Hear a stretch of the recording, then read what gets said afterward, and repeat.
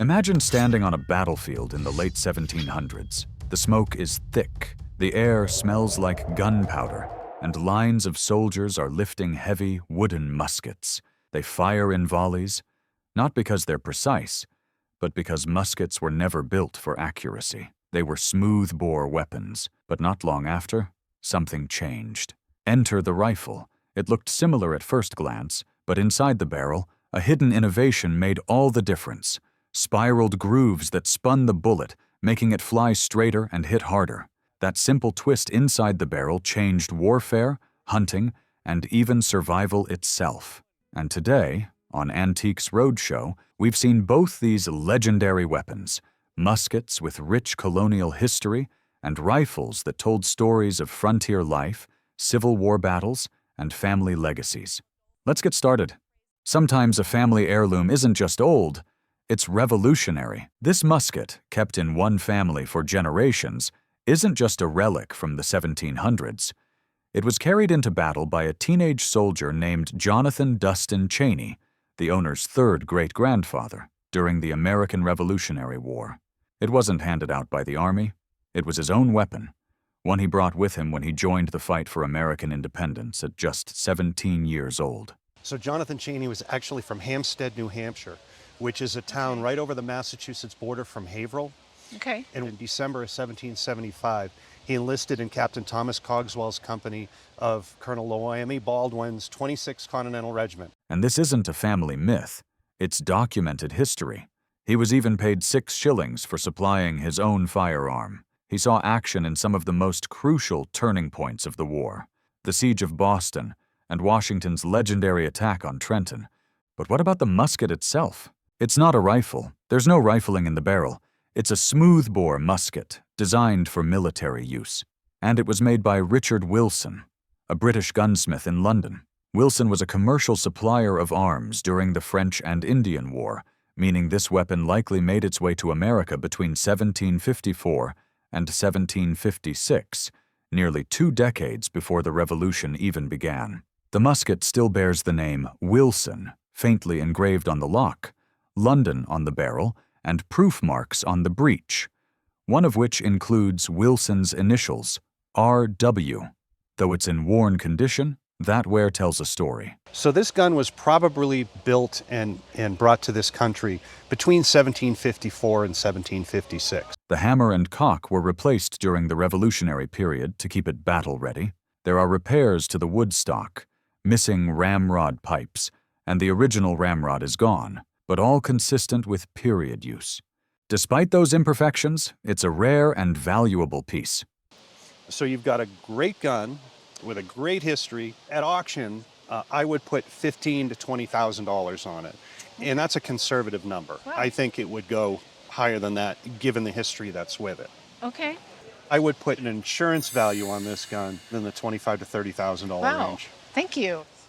Sometimes, the most extraordinary discoveries don't come from museums or battlefields. They come from a dusty old basement in Pennsylvania. That's where this weapon, short, worn, and mysterious, was found over a century ago by a family who remodeled old homes in the early 1900s. Since then, it passed quietly down through generations, thought to be just a curious antique. This gun has been passed down in my family. My aunt gave it to me. It was found by my great-grandparents, her grandparents. They used to buy and remodel homes in the early 1900s in Pennsylvania. But one small detail kept the intrigue alive. The name C. Chapman stamped onto its lock plate. That name would lead to speculation that this might be one of the rarest Confederate firearms ever made, a C. Chapman musketoon, with some claims suggesting only about 100 were ever produced. But here's the catch. The owner wasn't sure if it was real, or if it was just another reproduction lost in the fog of Civil War myths. The appraiser, initially skeptical, as many are with unverified Confederate arms, took a close look. Because during the Civil War, the manufacturing of firearms is really concentrated in the North. Oh, really? So there was really sort of a rush in the South to make these firearms very rapidly because they needed them in large quantities. And what he found was both surprising and historic. What makes this musketoon extraordinary is not just its scarcity, but its crude, hand-built form. Unlike the North, which had factories and infrastructure, the Confederate South was scrambling to equip its soldiers, often relying on local blacksmiths and independent gunsmiths to produce weapons quickly and cheaply. C. Chapman, likely working out of Tennessee, was one of those men. He modeled this musketoon after the U.S. Model 1841 Mississippi rifle, a weapon made famous by Jefferson Davis during the Mexican-American War. Chapman was likely trying to secure a Confederate arms contract by demonstrating his ability to replicate proven designs. He didn't get the deal, and soon after, his name faded into obscurity. Only a handful of these Chapman musketoons are known to have survived. So as such, whatever was known about them has faded into obscurity. They estimated that about 100 of them were made, but 100 of them haven't survived. Even though this one is in poor condition with visible cracks, that doesn't diminish its value. In fact, it may enhance it, because its untouched, worn-down state proves it's not a reproduction. It's authentic, battle-era, and extremely rare. From a forgotten basement to a 5-figure auction estimate. At auction, I would think that this gun could easily bring $20,000 to $30,000. Really? Yes. Wow.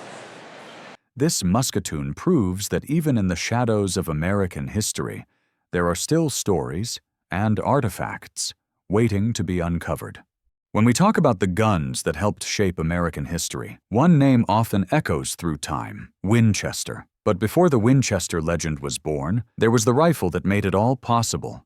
Sleek, mechanical, revolutionary. It wasn't just a gun, it was a technological leap forward in the midst of Civil War. Meet the Henry rifle. Well, the Henry is the forerunner of the Winchester repeating rifle that we know today in Winchester Repeating Arms Company. A rare, iron-framed pioneer of the repeating rifle age. This rifle was passed down through generations, almost casually. First to the guest's grandfather, then to her father, and eventually to her husband, who gave it to her. This belonged to my grandfather, and when they settled his estate, my father got it, and my husband wanted it, so he gave it to me. But this wasn't just a family heirloom. It was a national artifact hiding in plain sight.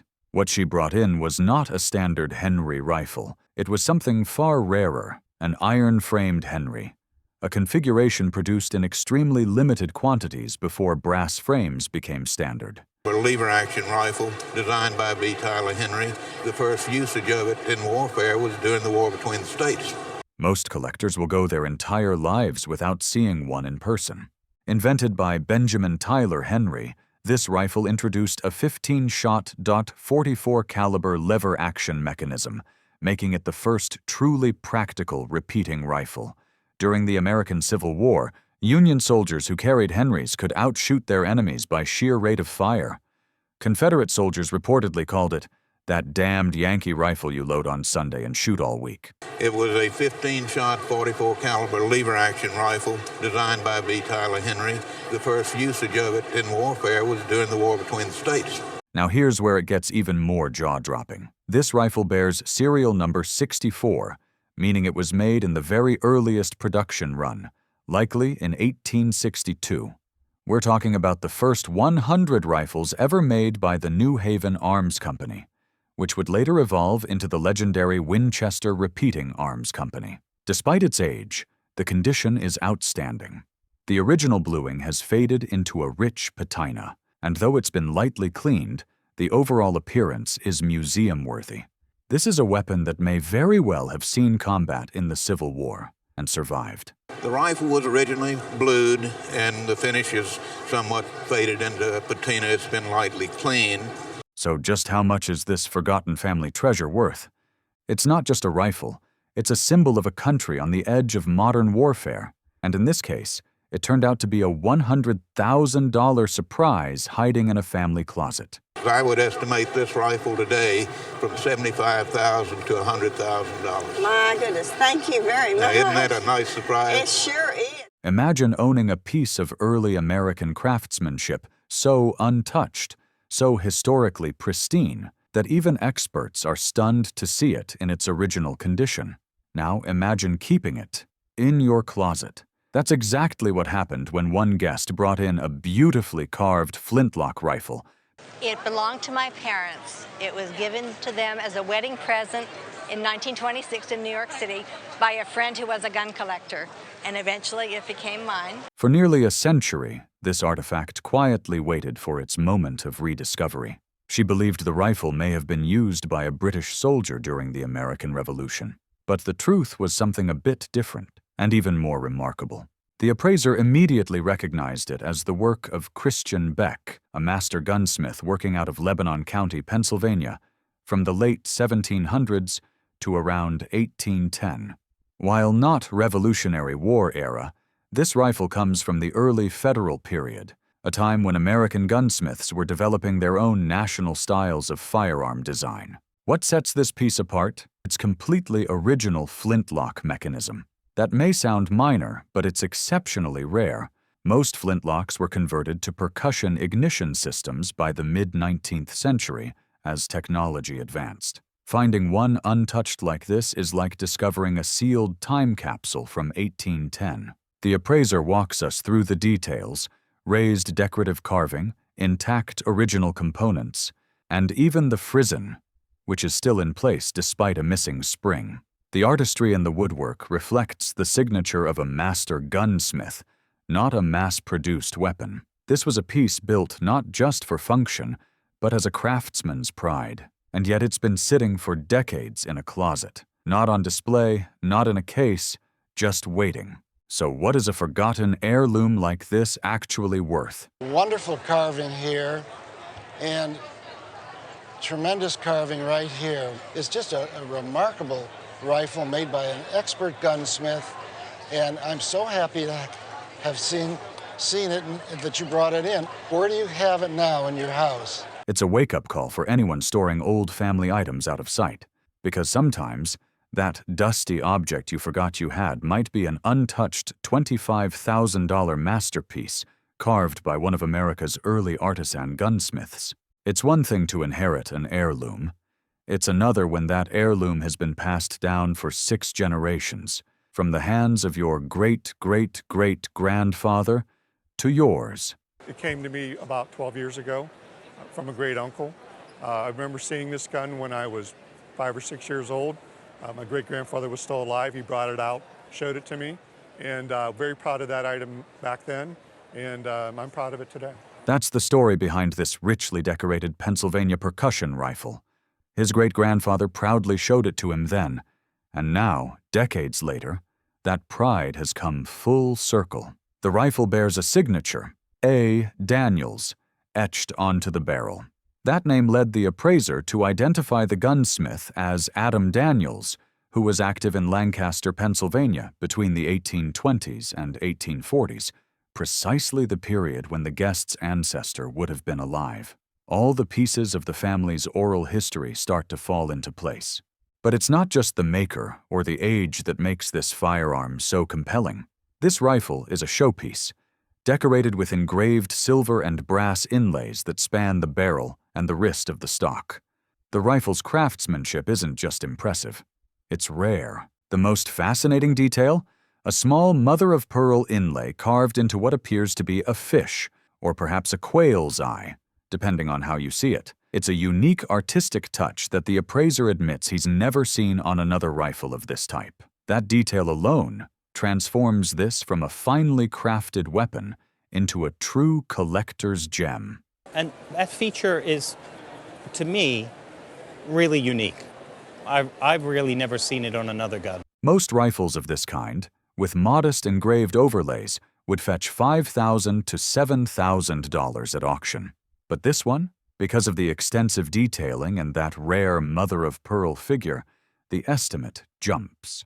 I would say that at auction, the gun would probably make somewhere between $12,000 to $15,000. Wow, I never expected it to be that value, but that's very, very interesting to know, and it's exciting to know. A rifle once thought of simply as a beloved family keepsake turns out to be a highly valuable piece of American gunsmithing history, one that's worth a lot more than memories. Not every antique needs to be centuries old to be a showstopper. This Marlin Model 1881 rifle, dating to around 1895, proves that beauty, craftsmanship, and rarity can all come together in just one gleaming piece of steel. The magazine has been shorted, originally extended out almost to the end of the barrel. What sets this one apart? Just take a look at the engraved hunting scene on the side, a striking detail rarely seen in such preserved condition. And what's even more impressive, the rifle still holds on to almost all of its original nickel finish, giving it that brilliant sheen that collectors go wild for. One modification was made. The magazine tube has been shortened. Originally, it would have extended nearly to the end of the barrel. That change may affect certain purist collectors, but it doesn't take away from the rifle's visual power or collector value. Even with that adjustment, this Marlin is still a gem.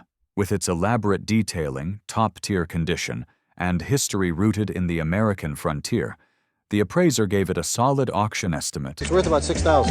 Really? For a rifle that survived over a century and kept its elegance intact, that's one powerful shot of history. Imagine the American Civil War, but now imagine it with a rifle so advanced it made traditional muskets look obsolete. That's exactly what the Henry repeating rifle did in 1863. And here we have one of the finest examples from that pivotal moment in firearms history.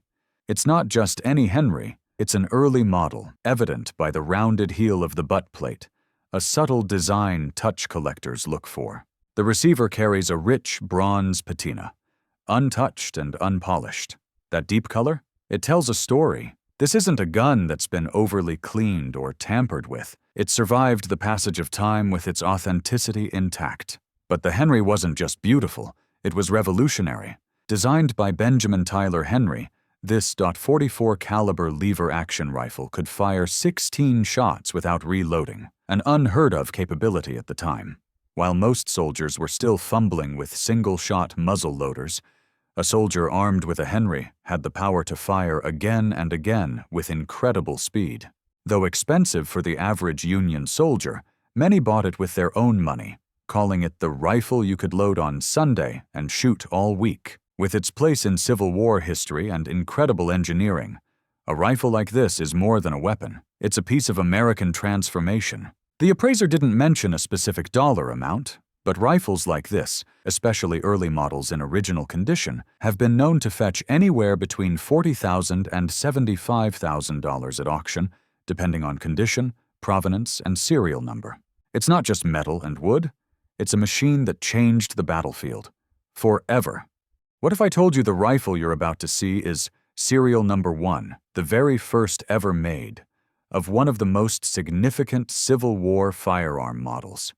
This isn't just any Sharps and Hankins rifle. This is the original. Yes, serial number 1. Manufactured in 1862, this .52 caliber breechloader came from the very first production batch by Sharps and Hankins. This old rifle has got a 32 3/4 inch barrel, and it's got hexagon bore, and where the serial number is located is a 1 there. Well, let's take a look at that number 1, because that's one of the key points that makes this not just a Sharps and Hankins, but a significant American firearm. A partnership that aimed to revolutionize firearm loading mechanisms during the American Civil War. Sharps was already a respected name in firearms, known for accuracy and durability. But when he joined forces with Hankins, they developed a bold new concept, a sliding barrel breech loader. Unlike other breech-loading rifles, you didn't drop a block. You slid the entire barrel forward to load a cartridge. It was quick, efficient, and in some ways, ahead of its time. Only 8,000 of these rifles were made, but this one, the one you're looking at, is the very first, not a prototype. If we look there, we have the serial number 1, and it's consistent on the other parts of the gun. This is a .52 caliber, and it's different than most every other Sharps and Hankins you'll ever encounter. In 1862, Sharps and Hankins joined together. This was one of their primary models. They made 8,000 of these guns, but this is the first one. You can only have one number 1. That's right. And it's sitting on this table. Not a test model, the real engraved factory-finished number 1. You'll notice its 32 3/4 inch barrel, longer than any production model. That's because later versions were shortened for practicality. The Navy version got a 24-inch barrel, and the cavalry model an even more compact 19-inch. But this one retains its original extended length. Even the iron butt plate marks it as an early version. Later models switched to brass. It's also equipped with one of the first truly functional safeties ever seen on an American military firearm. A simple sliding lever that prevented the hammer from striking the firing pin unless intentionally disabled. The rifle shows signs of use, thick patina, natural wear, but that's what makes it beautiful. This wasn't stored away. It was used, passed through generations. In fact, the current owner received it from his father as a wedding gift. And its value? Because of its unique serial number and historical rarity, the appraiser estimates it would retail today for $10,000. That's pretty good. That's pretty good. But that price tag doesn't fully capture its historical significance. This isn't just a Civil War rifle. It's the beginning of a design evolution, a museum-worthy treasure. And there's only one number one in existence. Imagine waking up on Christmas morning and finding this under the tree. No, it's not just a rifle. It's a hand-carved German masterpiece, a Schutzen rifle made by one of the finest gunsmiths in European history, Karl Stiegel of Munich. That's exactly what happened to the guest on this episode of Antiques Roadshow, who inherited the gun from his grandfather. He didn't know much about it. I brought in a rifle that my grandfather left me about 30 years ago. Dropped it off one Christmas morning, and I was named after him, so as a grandson, I inherited it from him, I guess. A pretty Christmas present. Yes. Only that it fired a .219 zipper cartridge and had been passed down the family tree for decades. But what he didn't know? This wasn't a hunting gun. It was a piece of functional art built for the elite. The appraiser knew instantly. This is one of those guns that makes you say, ring-a-ding-ding, baby, it's on. Let's break down what makes this firearm truly special. First, it's a Schutzen rifle, a traditional German target rifle used in competitive marksmanship in the 19th and early 20th centuries. But not just any Schutzen. This one was made by Karl Stiegel, a premier Munich gunsmith known for his elaborate hand-finished works, guns not for soldiers, but for aristocrats. The wood alone is a masterpiece. The stock features deep relief carvings, all meticulously hand-chiseled, hunting scenes, ornate scroll work, and cherubs carrying game birds. One slip of the chisel, and the entire stock could have been ruined. But here, it's perfect. And then there's the metalwork, engraved and chiseled entirely by hand, featuring intricate gold and silver inlays across the top of the barrel. And there, inlaid in pure gold, is the maker's name, Karl Stiegel, Munich. The action? A Martini-style mechanism, a breech-loading single-shot system patented in the 19th century, elegant, efficient, and engineered for precision. The rifle also includes double triggers, a classic set trigger system. The first trigger sets the mechanism, and the second is a hair trigger, allowing for nearly motionless firing, perfect for a precision shot in competitive Schutzen matches. What's fascinating is that these guns weren't mass-produced. They were individually commissioned, often custom-designed for wealthy clients. That's why dating them is difficult, especially since most of Stiegel's production records were destroyed in World War II bombing raids. Still, we can estimate its origin somewhere between the late 1800s and early 1900s. Now, value. A basic Schutzen rifle with no engravings, no gold or silver inlay, and minimal carving might sell for $800 to $1,500. But this one, with its elite carving, precious metal inlays, and work by one of Germany's top names, the appraiser gave it a retail value of $8,000. Okay. Nice. And honestly, that might be conservative, because to collectors of antique firearms, especially rare European target rifles, this isn't just a gun. It's a work of art, a testament to craftsmanship, and a glimpse into an era when firearms weren't just tools, but personal statements of taste and status. And the best part? It was given as a Christmas present, one that became a family heirloom, and today, a national treasure. This isn't just a centuries-old firearm, it's a battlefield relic, a diplomatic gift, and a forgotten treasure passed down through American naval history. On an unforgettable episode of Antiques Roadshow, a guest brought in an antique gun that once belonged to none other than Commodore Thomas McDonough.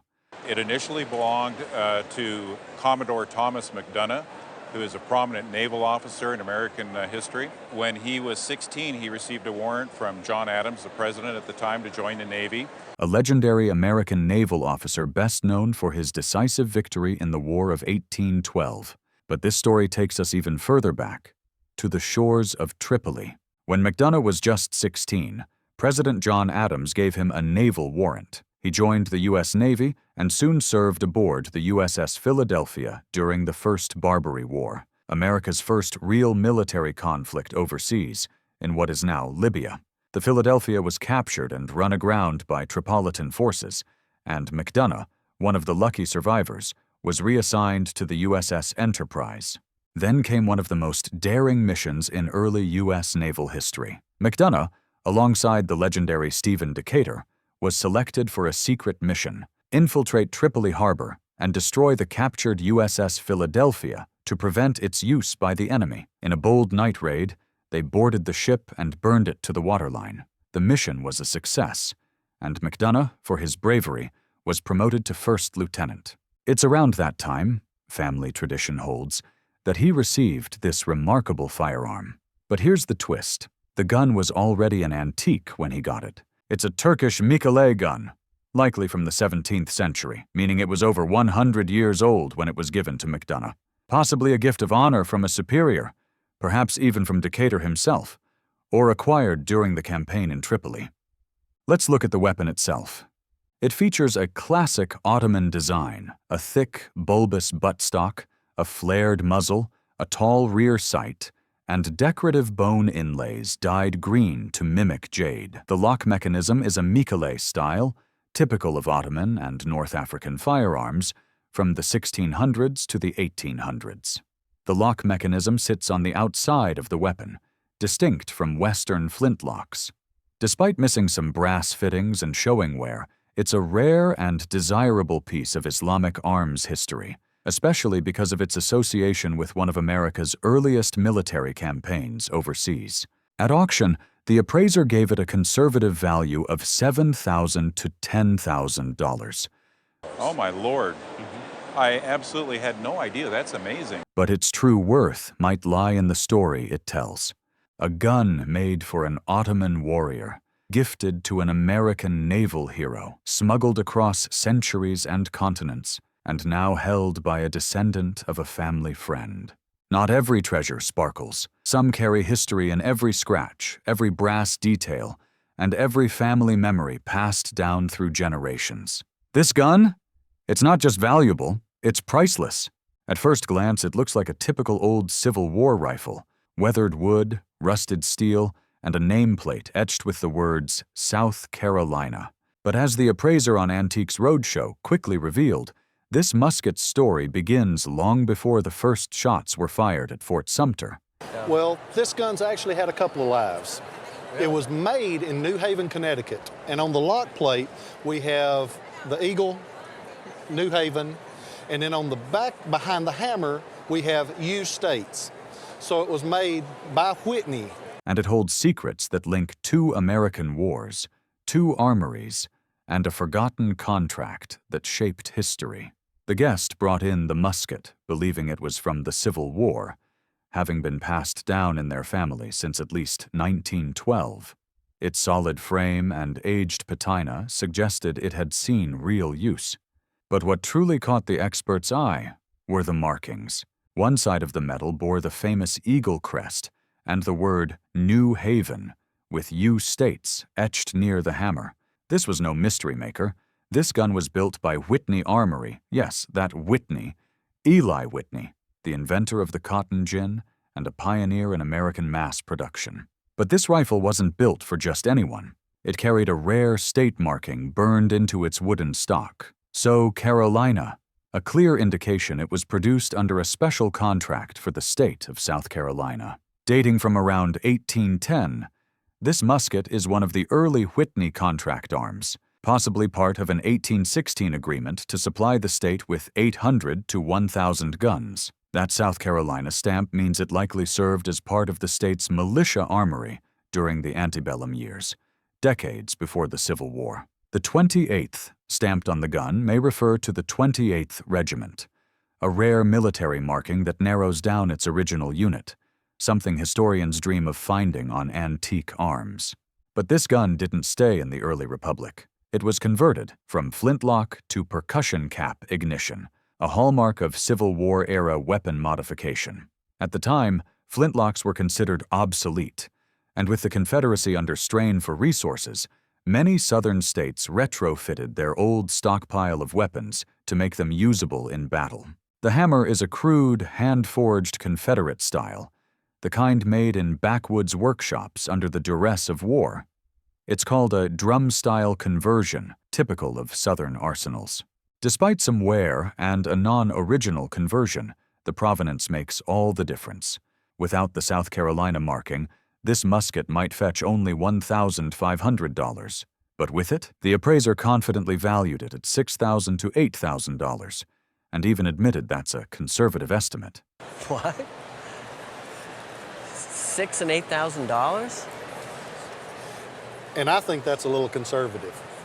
Wow, I'm amazed, totally amazed. Because in the world of antiques, condition matters, but context is king. This musket isn't just a weapon. It's a witness to a young American republic arming itself, to a divided nation reusing its past, and to a family quietly preserving a piece of it for over a century. In the end, the guest stood speechless, amazed that what they assumed was just a Civil War rifle turned out to be an artifact spanning over 200 years of American history. From the smoke of early American muskets to the grit of Civil War battlefields, this South Carolina musket tells a story far greater than its wood and steel. It's not just about who made it, but where it went, how it was used, and who held it through the turning points of history. And that's what makes Antiques Roadshow so powerful, because behind every item is a hidden past, waiting to be discovered. If you enjoyed this journey through time, don't forget to like, subscribe, and hit the bell icon so you never miss the next amazing story behind a forgotten treasure. Thanks for watching, and remember, history lives in the things we keep.